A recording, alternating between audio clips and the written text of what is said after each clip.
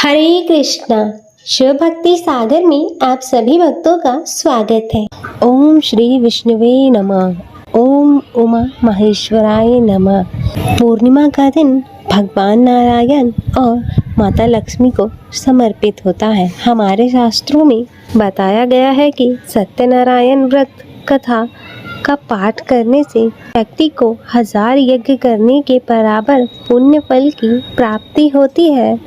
सत्यनारायण भगवान व्रत कथा में भगवान विष्णु के सत्य स्वरूप के बारे में बताया गया है। इस व्रत का पाठ करने से घर में सुख समृद्धि का वास होता है और भगवान विष्णु की कृपा हमेशा बनी रहती है।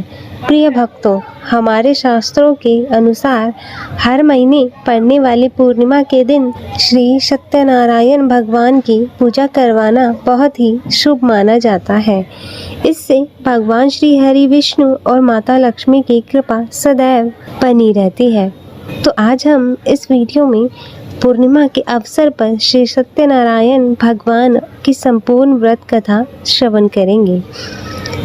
तो आप सभी भक्तजन बड़ी ही श्रद्धा, ध्यान पूर्वक और प्रसन्न चित्त मन से भगवान श्री हरि विष्णु जी के चरण कमलों का ध्यान करते हुए इस कथा को श्रवण कीजिएगा।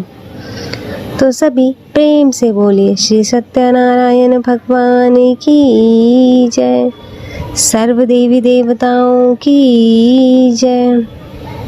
एक बार नैमिषारण्य में तपस्या करते हुए शौनकाद ऋषियों ने सूत जी से पूछा कि जिसके करने से मनुष्य को मनोवांछित फल प्राप्त कर सकता है, ऐसा व्रत या तप कौन सा है। तब सूत जी ने कहा कि एक बार श्री नारद जी ने भी श्री विष्णु भगवान से ऐसा ही प्रश्न किया था। तब श्री विष्णु भगवान ने उनके सामने जिस व्रत का वर्णन किया था वही मैं आपसे कहता हूँ। प्राचीन काल में काशीपुरी में एक अति निर्धन और दरिद्र ब्राह्मण रहता था। वह भूख प्यास से व्याकुल हो भटकता फिरता था। एक दिन उसकी दशा से व्यथित होकर भगवान विष्णु बूढ़े ब्राह्मण के रूप में प्रकट होकर भगवान को सत्यनारायण व्रत का विस्तार पूर्वक विधान बतलाया और अंतर ध्यान हो गई। तब ब्राह्मण अपने मन में श्री सत्यनारायण व्रत करने का निश्चय करके घर लौट आया और इसी चिंता में उसे रात भर नींद नहीं आई और सवेरा होते ही वह सत्यनारायण व्रत का संकल्प करके भिक्षा मांगने के लिए चल दिया। और उस दिन उसे थोड़े ही परिश्रम में बहुत अधिक धन धान्य भिक्षा में प्राप्त हो गई और सायंकाल वह घर पहुंचकर उसने बड़ी ही श्रद्धा के साथ श्री सत्यनारायण भगवान का विधि पूर्वक पूजन किया और भगवान सत्यदेव की कृपा से वह थोड़े ही दिनों में धनवान हो गया। और जब तक वह जीवित रहा तब तक महीने के महीने श्री सत्यनारायण का व्रत पूजन किया करता था। और वह ब्राह्मण देह छोड़ने के बाद विष्णु लोक को गया। तब सूत जी पुनः बोले कि एक दिन ब्राह्मण अपने बंधु बांधवों के साथ बैठे ध्यान मग्न हो श्री सत्यदेव की कथा को सुन रहा था।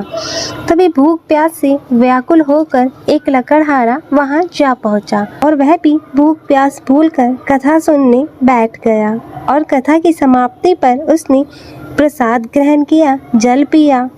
फिर उसने ब्राह्मण से इस कथा के बारे में पूछा तो उसने बताया कि यह सत्यनारायण जी का व्रत है जो मनोवांछित फल को देने वाला है। पहले मैं बहुत दरिद्र था और इस व्रत के प्रभाव से मुझे यह सब वैभव प्राप्त हुआ है। तब यह सुनकर लकड़हारा बहुत ही प्रसन्न हुआ और मन ही मन श्री सत्यनारायण व्रत के पूजन का निश्चय करता हुआ लकड़ी बेचने के लिए बाजार की ओर चल पड़ा। और उस दिन लकड़हारे को लकड़ियों के दुगना दाम मिले और उन्हीं पैसों से उसने केले, दूध, दही आदि पूजन की तमाम सामग्रियां खरीद ली और घर की ओर चल दिया। और घर पहुंचकर उसने अपने कुटुंबियों और पड़ोसियों को बुलाकर विधि पूर्वक सत्यनारायण का पूजन किया और सत्यनारायण की कृपा से वह भी थोड़े दिनों में संपन्न हो गया। तब सूत जी ने कहा कि प्राचीन काल में उल्कामुख नामक एक राजा था वह और उसकी रानी दोनों बड़े धर्मनिष्ठ थे। एक समय राजा और रानी भद्रशिला नदी के किनारे श्री सत्यनारायण की कथा सुन रहे थे। एक बनिया भी वहां आ पहुंचा। उसने रत्नों से भरी अपनी नौका को एक किनारे पर लगा दिया और स्वयं पूजा की जगह पर गया और वहां का चमत्कार देख उसने राजा को इसके बारे में पूछा। तब राजा ने बताया कि हम विष्णु भगवान का पूजन कर रहे हैं और यह व्रत सभी मनोकामनाओं को पूर्ण करने वाला है। तब राजा के ऐसे वचन सुन और प्रसाद पा बनिया अपने घर को चल दिया और घर पहुंचकर उसने अपनी पत्नी से व्रत का सब वृतांत कहा और संकल्प किया कि मैं भी संतान होने पर यह व्रत करूंगा। और उसकी पत्नी का नाम लीलावती था और सत्यदेव की कृपा से वह कुछ दिनों बाद गर्भवती हो गई और पूरे 10 महीने के बाद उसने एक कन्या को जन्म दिया। कन्या का नाम कलावती रखा गया। वह चंद्रमा की कलाओं के समान नित्य प्रतिदिन बढ़ने लगी और एक दिन अवसर पाकर लीलावती ने अपने पति को सत्यदेव का व्रत करने की बात याद दिलाई। तो उसने कहा कि मैं यह व्रत कन्या के विवाह में करूंगा। और यह कहकर बनिया अपने कारोबार में लग गया और जब उसकी कन्या विवाह योग्य हो गई तो उसने अपने दूतों द्वारा खोज कराकर कंचनपुर नगर में एक बनिए के सुंदर सुशील और गुणवान बालक के साथ विवाह कर दिया। फिर भी बनिए ने सत्यनारायण का व्रत नहीं किया और इससे श्री सत्यनारायण अप्रसन्न हो गए और कुछ दिनों बाद बनिया अपने दामाद को लेकर समुद्र के किनारे रत्नसारपुर में व्यापार करने लगा। एक दिन रत्नसारपुर के राजा चंद्रकेतु के खजाने से चोरों ने कुछ धन चुरा लिया। तब राजा के सिपाही चोरों का पीछा कर रहे थे। चोरों ने जब देखा कि राजा के सिपाहियों से बचना कठिन है तब उन्होंने राजकोष से चुराए हुए बहुत से धन को एक जगह फेंक दिया और स्वयं भाग गए और वही बनिए का डेरा था और सिपाही चोरों को ढूंढते हुए उसी जगह पहुंच गए और उन्होंने दोनों बनियों को चोर समझकर पकड़ लिया। तब राजा ने दोनों बनियों को जेल में डालने का आदेश दिया और उनका धन कोष में जमा कर दिया। और यहाँ श्री सत्यदेव के कोप से लीलावती और कलावती के बड़े दुख से दिन काट रही थी। एक दिन कलावती भूख प्यास से बहुत ही व्याकुल होकर एक मंदिर में चली गई। वहाँ श्री सत्यनारायण की कथा हो रही थी और वहीं बैठकर उसने कथा सुनी और प्रसाद लेकर रात होने पर घर पहुंची। तब माता की देरी का कारण पूछने पर उसने सब बात कह दी। उसकी बात सुनकर लीलावती को अपने पति की भूली बात भी याद आ गई और उसने सत्यदेव का व्रत करने का निश्चय किया और उसने अपने बंधु बांधव को बुलाकर श्रद्धापूर्वक कथा सुनी और विनम्र भाव से प्रार्थना की कि मेरे पति ने संकल्प करके आपका व्रत नहीं करा, उसी से आप अप्रसन्न हुए थे। अब कृपा कर आप उसे क्षमा करें। लीलावती की प्रार्थना से श्री सत्यदेव प्रसन्न हो गए और उसी रात्रि श्री सत्यदेव ने राजा चंद्रकेतु के स्वप्न में दर्शन देकर कहा कि प्रातः काल होते ही दोनों बनियों को जेल से छोड़ दो और उनका सभी धन उन्हें लौटा दो, वरना पुत्र और पौत्र समेत तुम्हारे राज्य का नाश हो जाएगा। इतना कहकर श्री सत्यदेव तो अंतर्ध्यान हो और राजा ने भी सवेरा होते ही दोनों बनियों को मुक्ति का आदेश दिया और साथ ही उनका धन भी उन्हें लौटा दिया और बहुत ही सम्मान पूर्वक उन्हें विदा किया। तब दोनों बनिए आनंदित हो गए और अपनी नौका लेकर घर की ओर चल पड़े। तब श्री सत्यनारायण भगवान सन्यासी के वेश में उनके समीप आए और बोले कि तुम्हारी नौका में क्या है। तब बनिए ने हंसते हुए उत्तर दिया कि नौका में लता पत्रों के सिवाय कुछ भी नहीं है। यह सुनकर दंडी स्वामी ने कहा कि तुम्हारा वचन सत्य हो। तब स्वामी के चले जाने पर बनिए ने देखा कि नौका हल्की होकर ऊपर को उठ रही है। उसे बड़ा कौतूहल हुआ और उसने जैसे ही देखा कि बेहोश होकर गिर पड़ा। किंतु दामाद ने कहा, इस प्रकार घबराने से काम नहीं चलेगा। यह सभी उन्हीं स्वामी की करामात है। चलकर उनसे प्रार्थना की जाए, फिर से वैसा ही सब हो जाएगा। तब दामाद की बात मानकर बनिया स्वामी के पास पहुंचकर उनके चरणों में गिर पड़ा और बार बार उनसे क्षमा याचना करने लगा। और उनकी विनती प्रार्थना से भगवान ने प्रसन्न होकर उन्हें इच्छित वरदान दिया और स्वयं उसी जगह अंतर ध्यान हो गए। तब बनियों ने नाव के पास जाकर देखा तो वह धन रत्नों से परिपूर्ण थी। तब उन्होंने वहीं श्री सत्यदेव का पूजन किया और कथा सुनी। फिर वहीं घर की ओर चल दिए और अपने नगर के समीप पहुंचकर बनिए ने लीलावती के पास अपने आने का समाचार भेजा। और लीलावती उस समय श्री सत्यनारायण की कथा सुन रही थी। तब उसने अपनी पुत्री कलावती से कहा कि तुम्हारे पिता और पति आ गए हैं, मैं उनके स्वागत के लिए चलती हूँ। तुम भी प्रसाद लेकर शीघ्र ही नदी के तट पर पहुँच जाना। और कलावती प्रसन्नता के कारण इतनी विमुक्त हो गई कि वह कथा का प्रसाद लेना भी भूल गई और तुरंत ही नदी के तट की ओर दौड़ पड़ी। और वह जो ही नदी के किनारे पर पहुंची त्यों ही उसके पति समेत नौका जल में डूब गई। और यह देखकर बनिया हाहाकार करके छाती पीटने लगा। लीलावती ने भी दामाद के शोक में विलाप करने लगी और कलावती अपने पति की खड़ाऊ लेकर सती होने के लिए तैयार हो गई। तभी आकाशवाणी हुई, हे वणिक, तेरी कन्या सत्यनारायण के प्रसाद का निरादर करके अपने पति से मिलने के लिए आतुर होकर दौड़ी आई थी। यदि वह प्रसाद लेकर फिर आए तो उसका पति जीवित हो उठेगा। और यह सुन कलावती घर की ओर दौड़ पड़ी और श्री सत्यनारायण का प्रसाद लेकर नदी के किनारे आई तो क्या देखती है कि उसके पति समेत नौका जल पर तैर रही है। यह देख बनिया भी प्रसन्न हो गया और अपने घर पहुंच गया। और जब तक वह जीवित रहा तब तक उसने श्री सत्यदेव का व्रत करता रहा तथा श्रद्धा पूर्वक कथा सुनता रहा। इसके पश्चात सूत जी बोले कि एक समय तुंगध्वज राजा शिकार खेलने के लिए वन में गया हुआ था। वहां उसने देखा कि एक बरगद के वृक्ष के नीचे बहुत से गोप ग्वाल इकट्ठे होकर श्री सत्यनारायण की कथा सुन रहे हैं।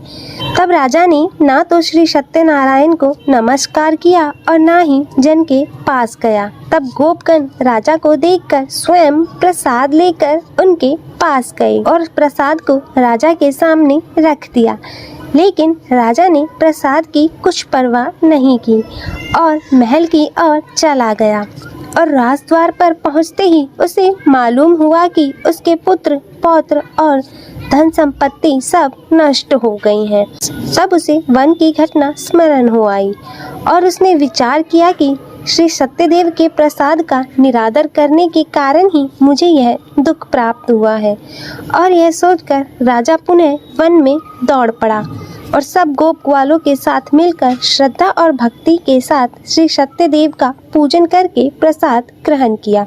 इसके बाद वह घर लौट आया तो उसके मृत पुत्र पुत्रादि भी जी उठे और नष्ट हुई संपत्ति जो की त्यों हो गई।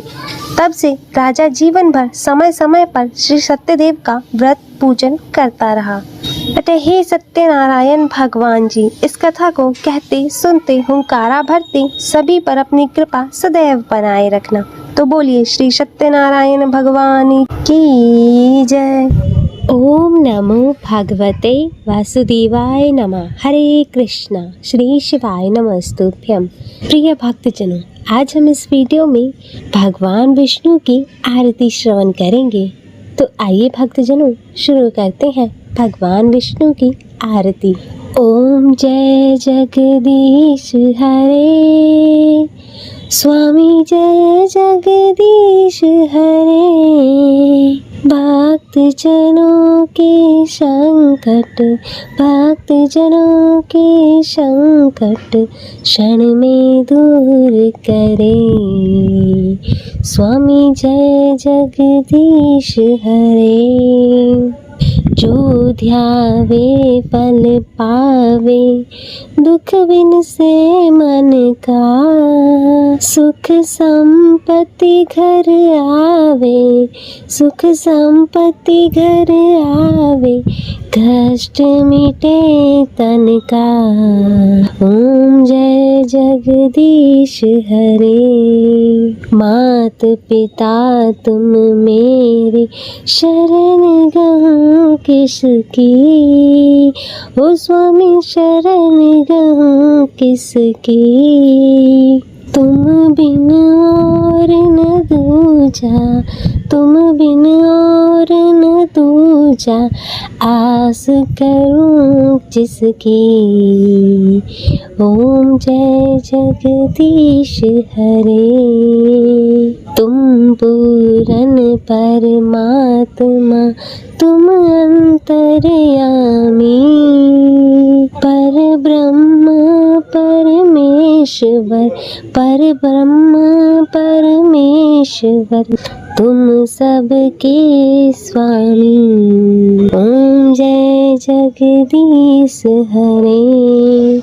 तुम करुणा के सागर, तुम पालन करता।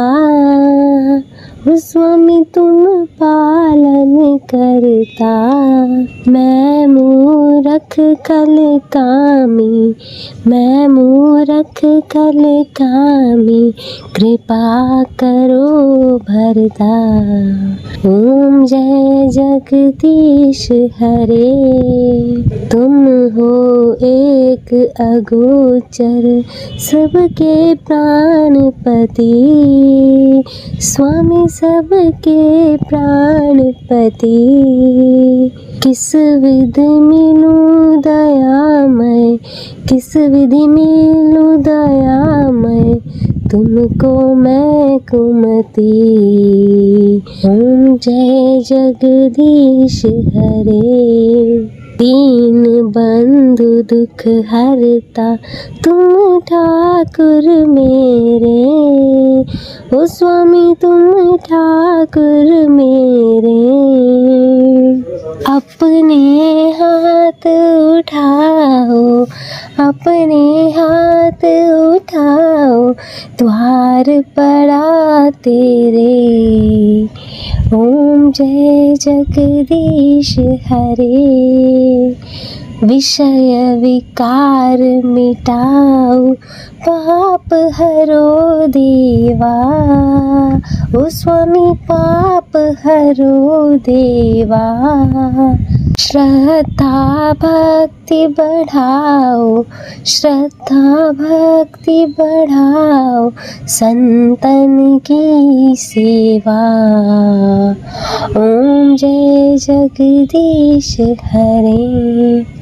मन धन और संपत्ति सब कुछ है तेरा।